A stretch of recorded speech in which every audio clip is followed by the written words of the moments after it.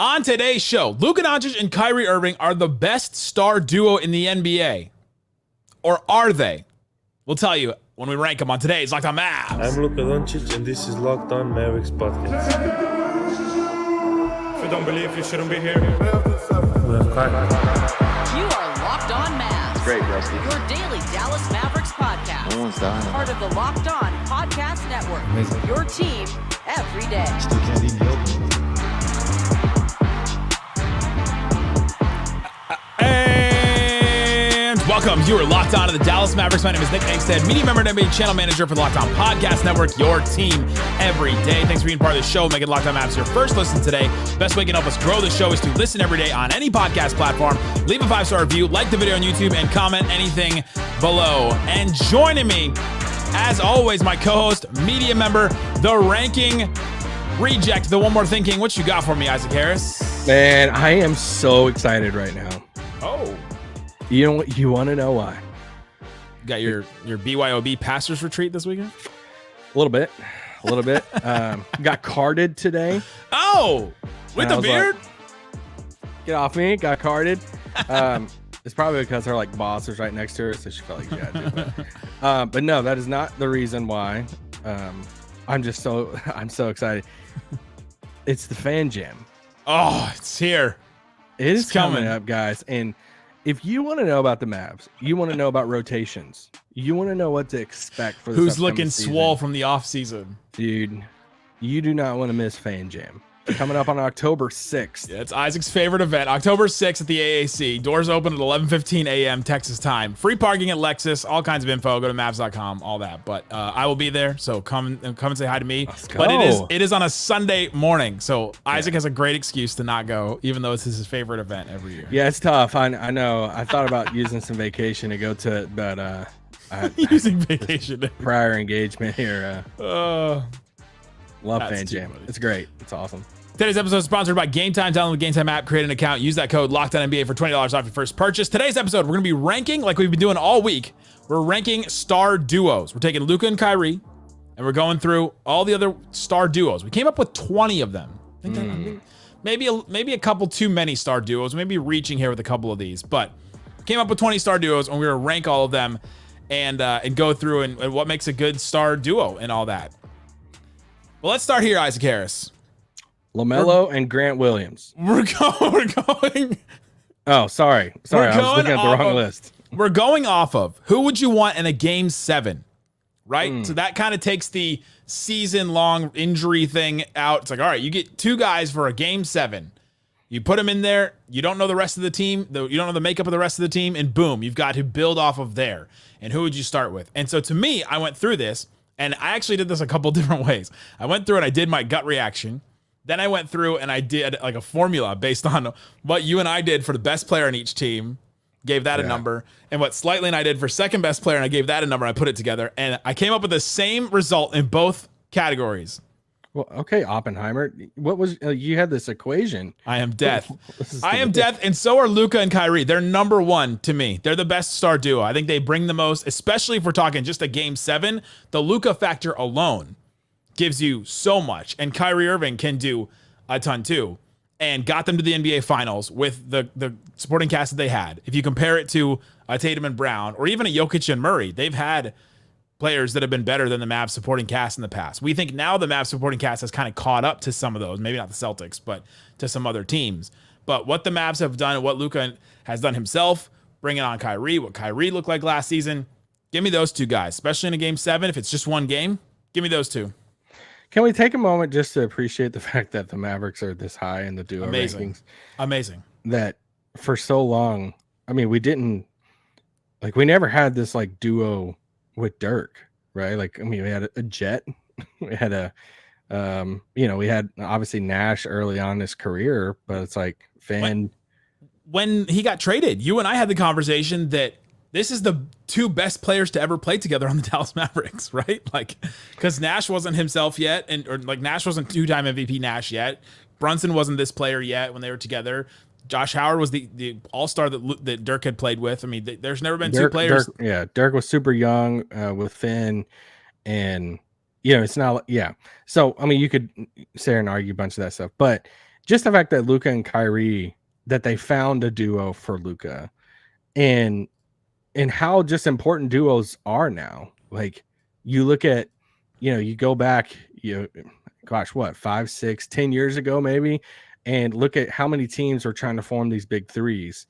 And now it feels like it's almost like shifted, especially with like salary cap stuff, that it's almost better now for you to have the duo and then spread out the money other places. I'll do you one better. Go back a year. Bradley Beal gets added to the Phoenix Suns. They try to make a big three, and it doesn't work out for them at all. They get swept in the first round of the playoffs, right? Like, that's been proven recently that if you try to do that and just, we'll get the talent together, we'll figure it out later.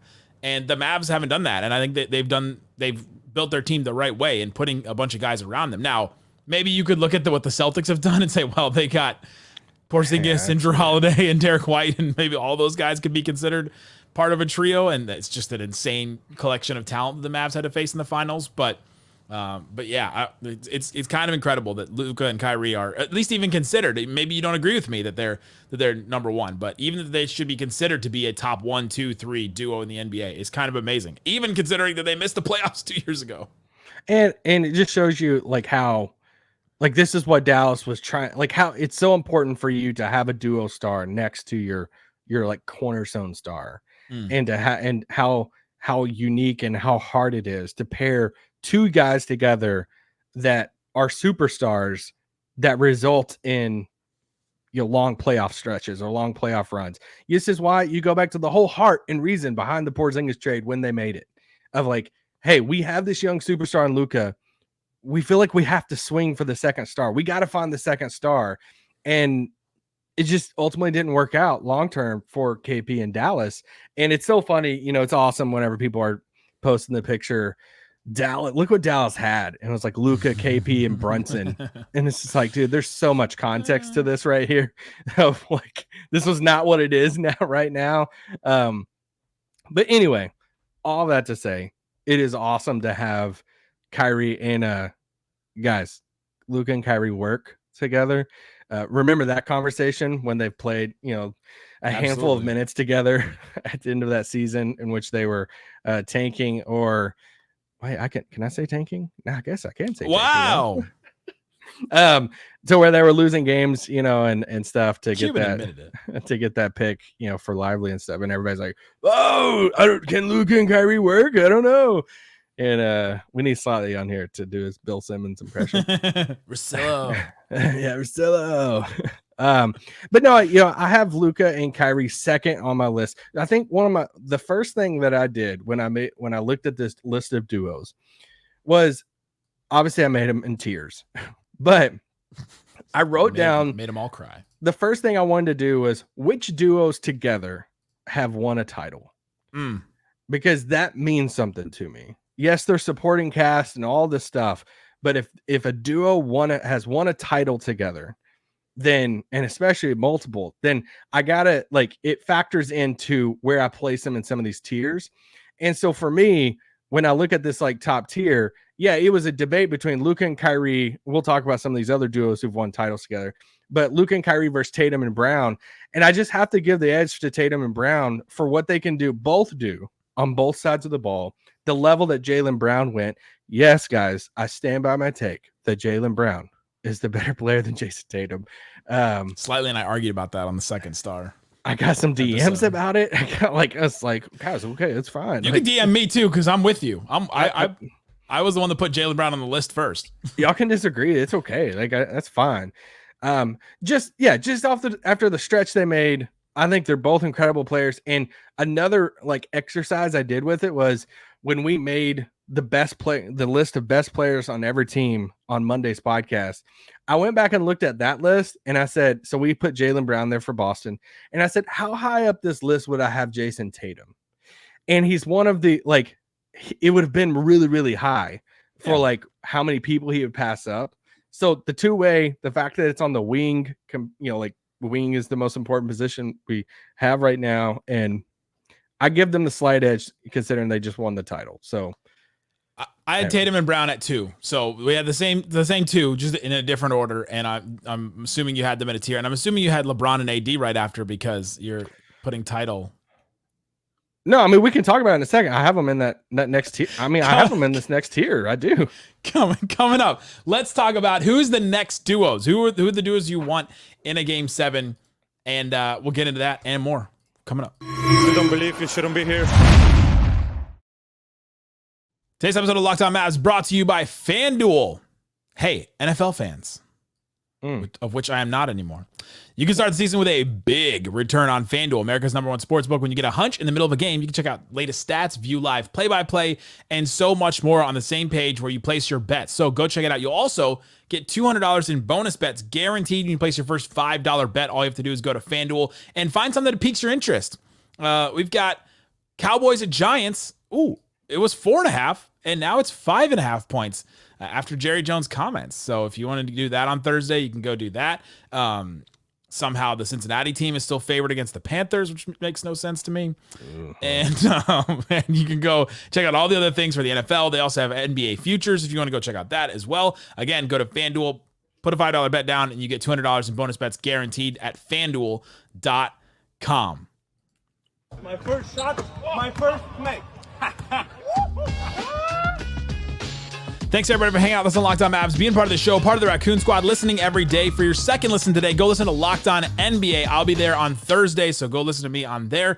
And it's great stuff. Wherever you're listening, watching this, go check out Locked On NBA, part of the Locked On Podcast Network, your team every day. All right, Isaac, we're doing the best duos in the NBA. We've been ranking things all week. We've ranked the best player on each team. On Monday, we ranked the second best player on each team. On Tuesday, today, we're doing duos. Tomorrow, Slightly and I will do center duos, which I found really fun and very difficult, but we did it. All right, you had Tatum and Brown 1, Luka and Kyrie 2nd. I had the same 2, but in a different order. I had the Nuggets and Jokic and Murray at 3. I did too. Yeah. Yep. Jokic and Murray. You know, I would have them in that top tier, but I'm not gonna lie. The Jamal Murray recent stretch of basketball has me a little worried. So, you know, Nuggets fans stand by. I mean, he even got the extension too, so they must be pretty confident that he's going to be back looking like normal Jamal Murray. But I felt like he went through a stretch there to where he was really underrated. He would have these big time playoff moments, but he was never considered in some of these like top guard conversations. But now I feel like he's properly rated. And he's also never made an all-star team or an all-NBA team. So, like, usually in an all-star game, you got to be good at the beginning of the season, and the all-NBA, you got to be good at the end of the season. And so it's like, all right, he stepped up in playoff moments and been really good. It's a testament to him and how good he's been in the playoffs that we put them this high, right? But, yeah, I've got him 3 because Jamal Murray's kind of pulling Jokic down there a little bit. Yeah, me too. I went with Giannis and Dame at 4. Wow. I know. What Damian Lillard did you watch last season? I would just still take them. I still would take them who they are. I think that they'll be better this season. I think. Oh my Gosh. Giannis is doing a lot of lifting right here. I didn't value the title thing as much, but Giannis has won a title. Giannis is the 3rd best player in the NBA, so putting Giannis high. I mean, I have him 2nd, and I got slammed for it. So, and it's funny because I have them down this list a little bit. I have Jimmy Butler and Bam 4th. I went back and forth on this one. I went back and forth a lot on that one. 4th. I have them 4th, and I feel like some of the listeners might look at it and be like, dude, you're kind of crazy with it. But they've had a lot of playoff success together. True. And dude, when Jimmy's on, and it's just when you start looking at some of their numbers and stuff, and I mean, not to say it again, but just some of the big wins and their success that they've had together with Spo, obviously. And it's not like that they have, I mean, we're talking like Tyler Hero. We're talking about Caleb Martin, wherever he came out of. Yeah, they make these other guys work in their system and stuff, but it's those 2 guys that are the best 2 guys. And I mean, if we're talking in Game 7, Butler and Bam are 4th for me.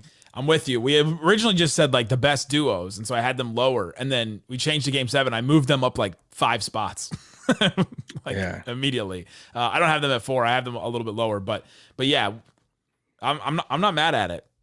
I just think there's something up with Jimmy Butler. I don't know. There's something. There's not anything up with Dame.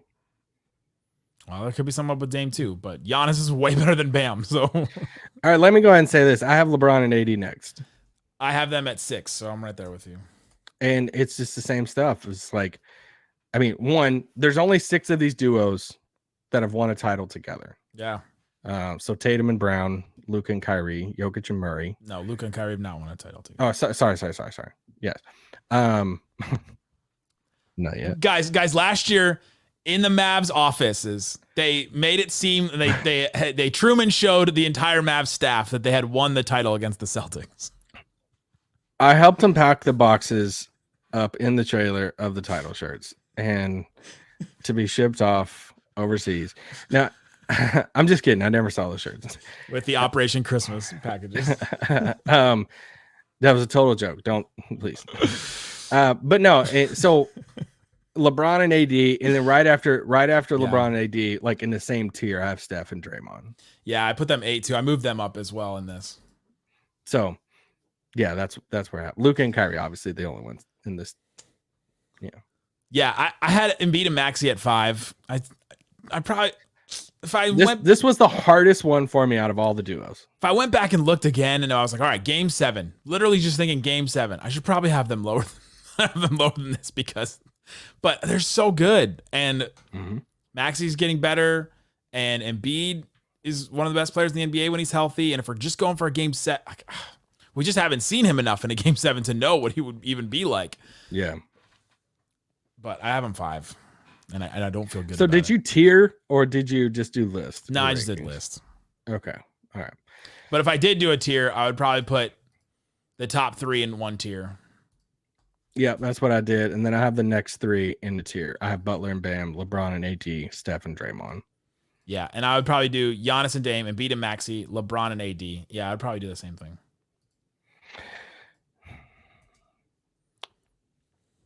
So you would have Giannis and Dame over LeBron and AD and over Butler and Bam. Yeah, right now I would. Man, do you wear like Lillard's shoes? Do you have one of his songs as your ringtone? I've got a Walkman and I have his CD playing in the Walkman with the headphones and everything. You just kind of like, you tell your dog like on the walk, you're like, hey, and you just like hit your watch and you're like, Dame time? Time to go back, and then he knows it's time to go. I feel like you're putting a lot. Like I didn't like some of the defensive stuff. I just didn't like some of the stuff. And I mean, it feels like he said all the right things of losing weight and better shape and everything going into the season. The track record hasn't been there for them as a duo, and that's the only thing for me because I have them in this next tier. I have Kawhi and Harden, Booker and KD, Giannis and Dame, and Embiid and Maxey. All 4 of those together. So the Clippers duo, Kawhi and Harden, Booker and KD, Embiid and Maxey, and who else? Giannis and Dame. Yeah. Booker and KD was one I struggled with not putting them in that next tier. They're the first duo. I guess they're the second duo that has not won a title yet that I think could challenge for me some of these like winning the title duos. Slowly, the audience is figuring out that Isaac and I do this exercise and we do it in completely different ways every year. I think they probably get confused with the ranking episodes anyway. That's fine. They just wait for us to say who we'd have over the other and then just rage. That's correct. That's why you guys are. Do you watch ball? Yeah, I had okay, so wait. So you I have Oklahoma City's duo, SGA and Jalen Williams. In this group. And you have Kawhi and Harden, and that's the. You don't even have Booker and KD? No, we have the same top 10 except for those. Kawhi and Harden and SGA and J-Dub. So you have them over Kawhi and Harden? I do, right now, yeah. Okay. Is that based off all the playoff success? They played the Mavs really well. I'll give them that. SGA was incredible in that series. I mean, almost single-handedly. And yeah, I'd take them.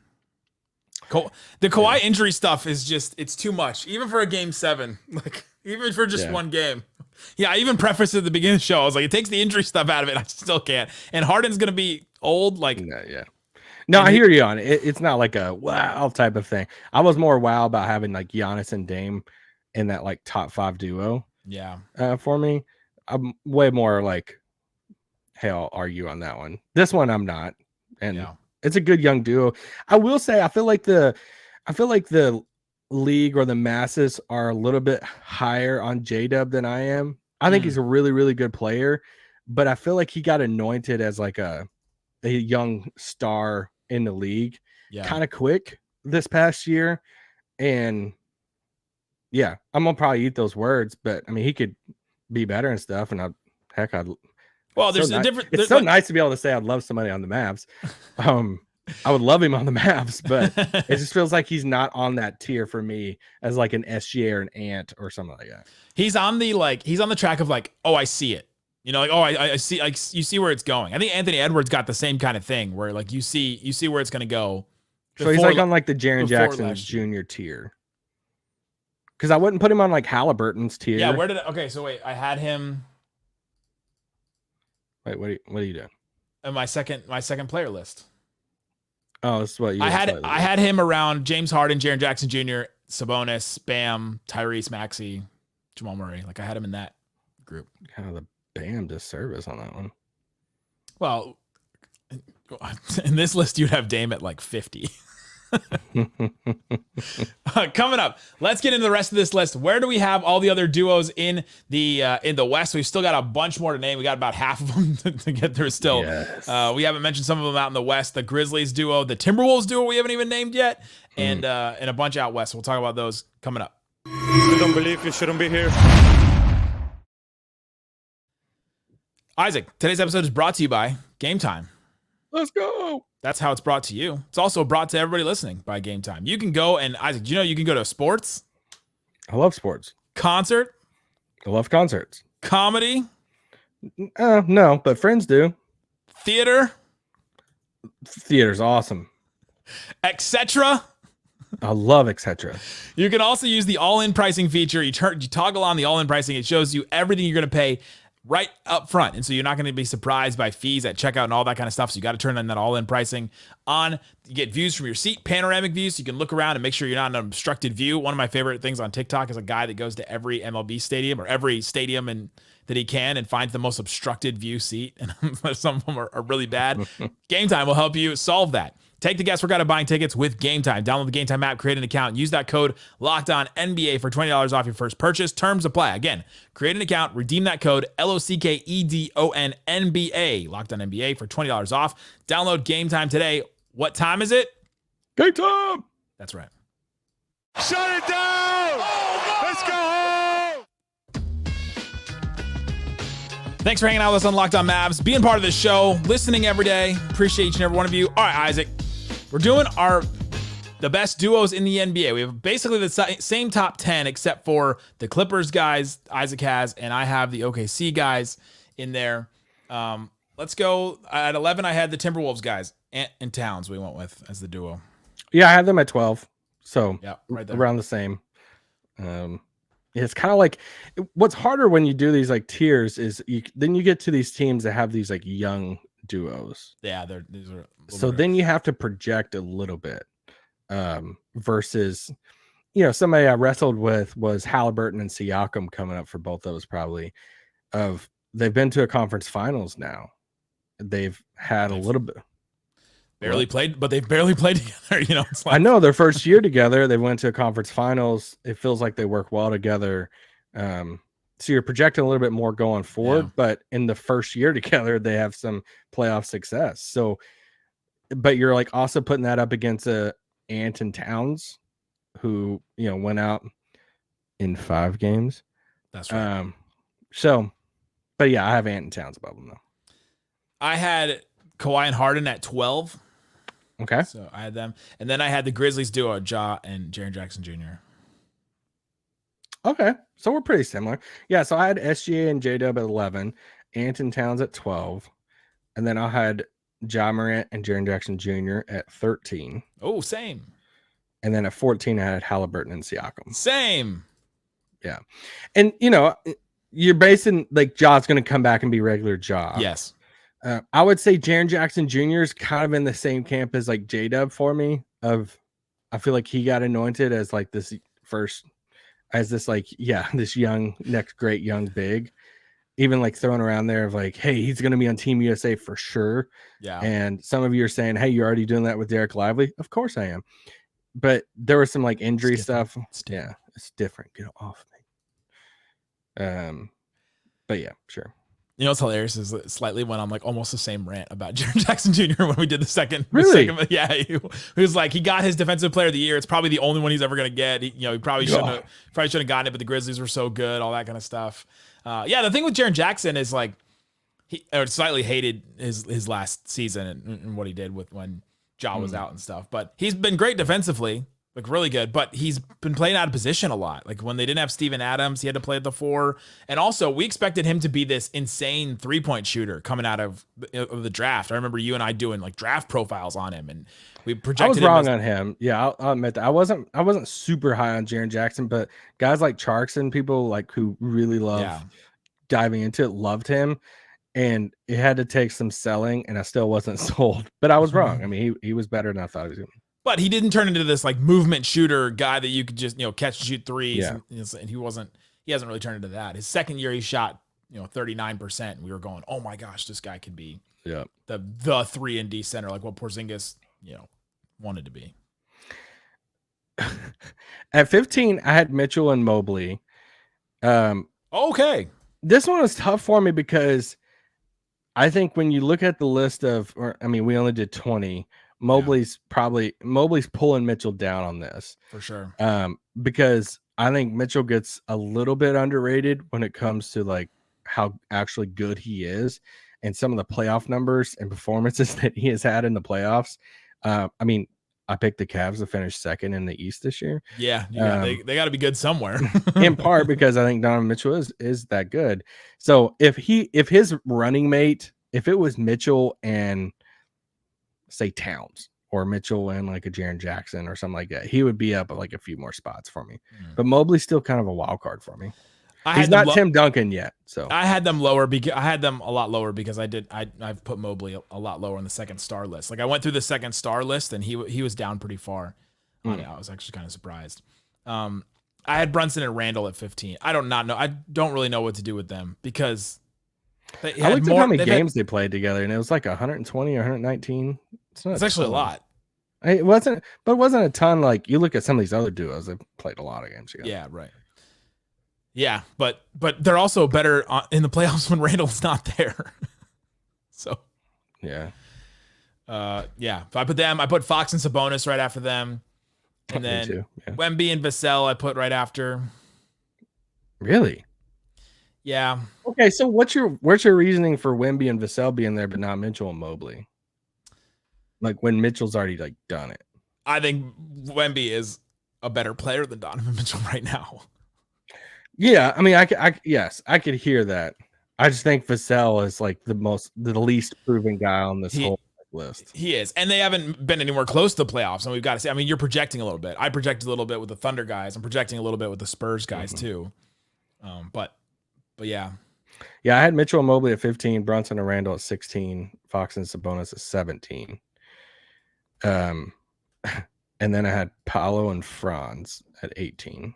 I did too. Same spot. Zion and Ingram at 19, and Wemby and Vassell at 20. Oh, you're way down. They haven't done it yet, and Vassell's by far they haven't even made the playoffs. We were going back and forth on whether Ingram or Vassell is the worst player on this list. Oh, come on, like you can't hate on Ingram that much. There's a chance Ingram gets a max contract before the season starts, and I mean I like Vassell, but I think you're Vasselling low on him. I'm not. Yeah, I feel like Ingram. I think Vassell has a chance to. No, I think you're right. I think if we're just going off of last year, yeah, Ingram was better. You know who's kind of hard to do on this list is Fox and Sabonis. It feels like they work well together. It feels like it's fine. I mean, I know slightly in Sabonis, whatever, but it just I didn't know what to do with them either. You'd think a guy with a Netflix documentary would be higher on a list like this. Okay, well, let's go the players above them. Would you take them ahead of Brunson and Randall? Sabonis is better than Randall. Brunson's better than Fox. But yes. Like I should take Fox and Sabonis over Brunson and Randall. I should. But you don't want to. But it's like, how do you argue? Because like Randall has made like an all-star team. Randall has made like 2 all-NBA teams. Yeah. So it's like Randall has this stuff on paper to where I feel like he's kind of underrated now. But also the Halliburton and Siakam, they're playing in the East compared to Fox and Sabonis in the West. I know Fox and Sabonis haven't won a playoff series yet, but Fox and Sabonis is like, you get home, you want something good for dinner, but then you look up and you're like, there's some Vienna sausage and saltine crackers. And it's just like we went all the way to the back of the pantry. Yeah, I mean, I keep those in the fridge, but I'm just like, all right. I mean, it's solid. I like it. I got a different food analogy. I think they're takeout from your favorite restaurant. Because you get it, you bring it home, and you're like, okay, this is not, and like you share it with somebody that has never had it before, and you're like, okay, don't judge it by the takeout, right? You've got to actually have the food. Yeah, that's true. It's Jokic and Murray takeout version. Okay, that's it's like yeah. It's there you go. They're the Applebee's Jokic and Murray. They're the Applebee's like mozzarella sticks warmed up in the air fryer. Yeah. Oh, and air fryer, it's good. Warmed up in the microwave. Air fryer slaps. You got to get that thing checked out. That's our list of duos. Hopefully it was fun to follow. Slightly and I will do center duos tomorrow. Where do the Mavs come into that? We'll do all that. And yeah, we'll be back. Isaac and I will do benches on Friday. That should be pretty fun. We'll do ready for that one. Thanks so much for listening to Locked On Mavs. Peace out.